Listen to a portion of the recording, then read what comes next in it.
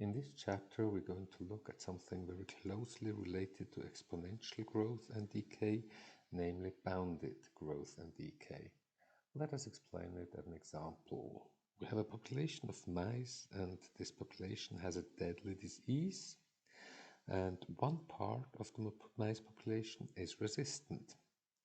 We assume that this part of the mice population remains unchanged, and we call it just P limit, P being the number of mice, or P of t being the function showing the size of the total mice population at time t.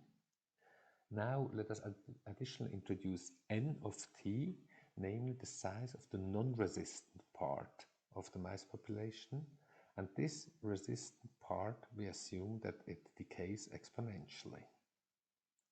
Our goal is now to find the model or the equation for the total mice population. This means for P of t. And this is a bounded decay because the number of the mice is decaying, but it doesn't decay to 0, but to a lower bound, to this number, to this P limit. The idea how to find this is that this formula here is that first we find n of t, which means the number of the non-resistant part, which according to our assumption decays exponentially, so we can apply our rules about exponential decay.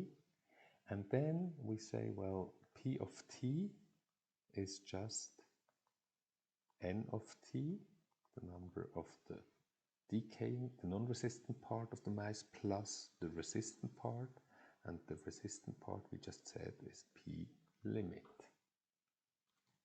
In A, we're given that the total population at the start is 1000, the size of the resistant population is 200, and the decay rate of the non-resistant part is 30% per month. Since the non-resistant part decays exponentially, we can write down now the model for n of t. Try it on your own. And here it comes. N of t is just n0 times b to the power of t. I use here n0 instead of a, just to say mean the n0 by n0 the number of the non-resistant mice at time equals 0. Well, the number of these non-resistant mice at time equals 0 is the initial population, 1000, minus the size of the resistant population, the 200, so 800. The decay rate b, the decay factor b, sorry, we can calculate it using the decay rate 30%, so 1 minus 30%, and we get b is 0.7. Now we can insert that, and we find the formula for n of t, 800 times 0.7 to the power of t. And to find the total population, we just have to add at any time this p limit, the number of resistant mice, which we said this part is not changing, and we get this formula, the 200 here being the p limit. In example B, let us look at a little bit more realistic situation.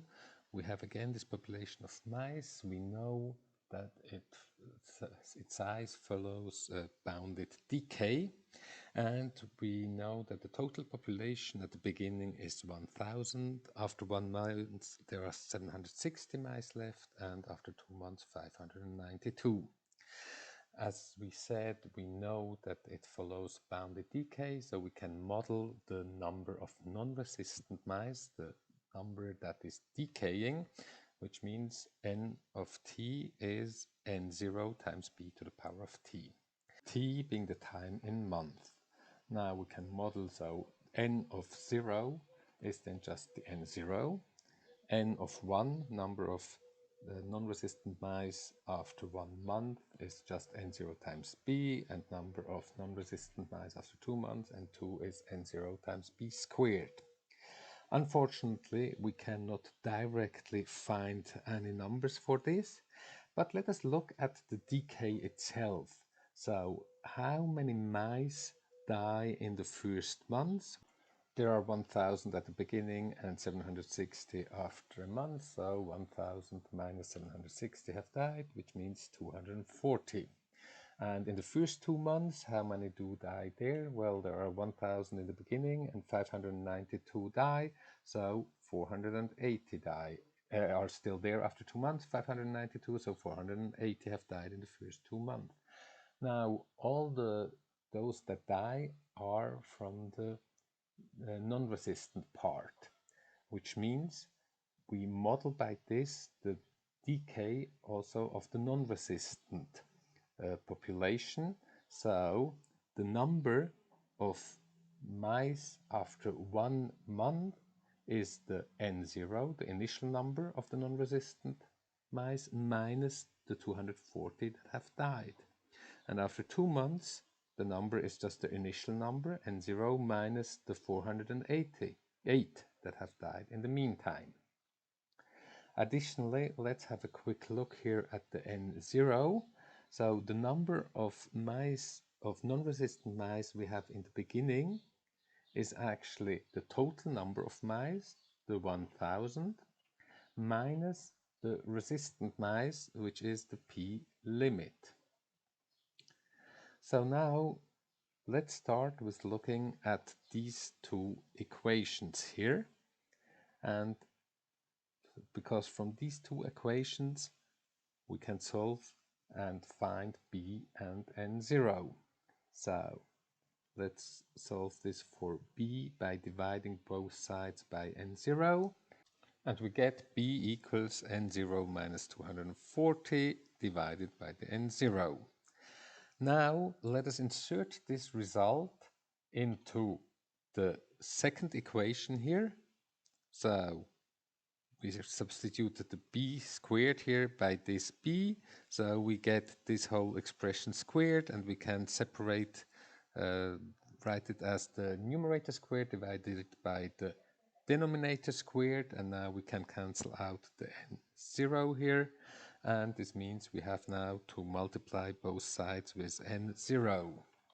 On the right hand side we get n0 squared minus 408 n0s, and we expand this expression on the left hand side to get this here. What we have to do now is just to add the 480 n0s and subtract the n0 squared, so we get, and dividing by 72 we get that n0 is 800. Now we can insert that into 1 star and we get B equals 800 minus 240 divided by the 800 again, which means B is 0.7. So we have found our model for the non-resistant part of the mice. It is n of t is 800 times 0.7 to the power of t, namely this here. Now what we need additionally is this p limit. To find p limit, we look at the n0 here,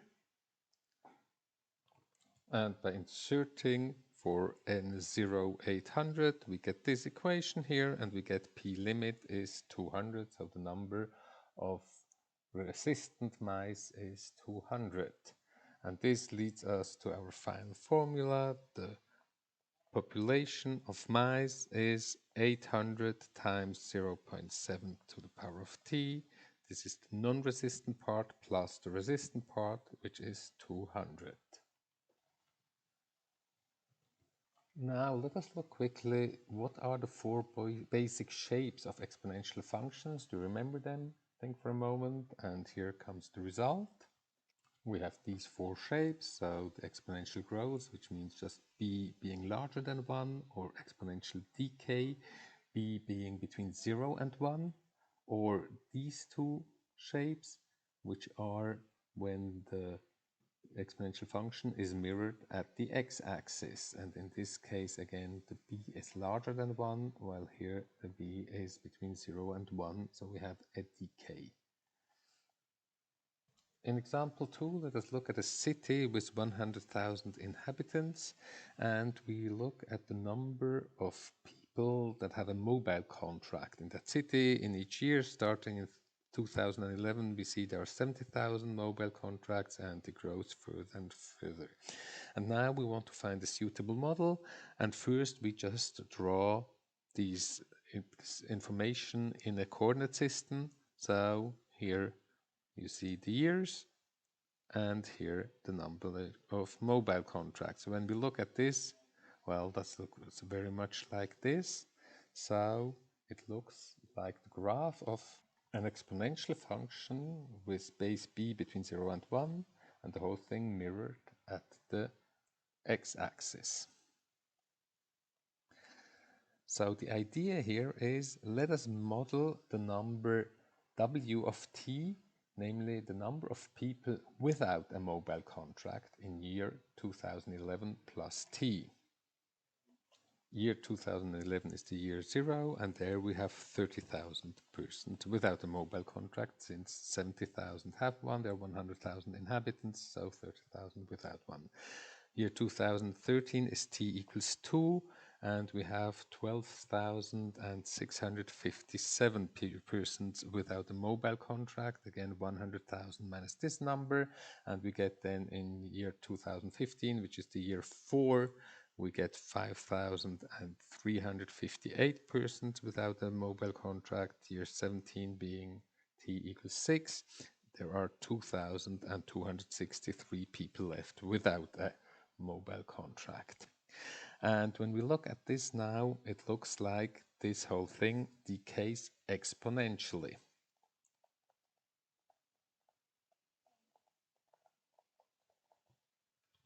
Let us assume that this is really the case and find the model for w of t. Try it on your own, and here comes the result. Since it is exponential decay, the model is w of t is w0 times b to the power of t. Well, that's 30,000 times b to the power of t, t being the number of years since 2011, and w0 the number of persons without a mobile contract in the year 2011, which we can read off here. So we say w of 2 is then just 30,000 times b squared. We know that's 12,657. We divide by 30,000, take the root, and we only need to look at the positive result. Remember, when we take the root, actually we get 2 results, but in this case we know we're only interested in the positive result. We don't have to, we can ignore the negative one. And so we get b equals 0.65. So our model for the number of people without a mobile contract is w of t equals 30,000 times 0.65 to the power of t. Let us check that it really makes sense also for the other numbers. So we insert for t the 4 here, and we get 30,000 times 0.65 to the power of 4. And this is really 5,358 as above. And when we do the same with t equals 6 here, we get 2,263. So what we actually wanted to model is the number of people having a mobile contract, so m of t. Well, that's the total number of people in the city, which is 100,000. minus the number of people not having a mobile contract, so minus w of t, so we get 100,000 minus the 30,000 times the 0.65 to the power of t. This is called an not exponential, but bounded growth. It grows and grows, but it is bounded, namely by some bound here, the 100,000 inhabitants. And we model this actually like the bounded decay in example 1, namely by only looking at the part that is decaying. In example 1, we just said that the decaying part are the mice that are dying. Here we have something that is growing to some bound, so we look at the remainder which is decaying in that moment. In this case, the number of the persons with a mobile contract is increasing. This means the number of persons without a mobile contract is decreasing. It is decaying. It follows the exponential decay. The definition of bounded growth or decay is the one that we have a limiting value which we are approaching, and the difference to this limiting value is decaying exponentially. If we have a bounded decay, so we approach this limit here from the top. If we have a bounded growth, we approach the limit from the bottom.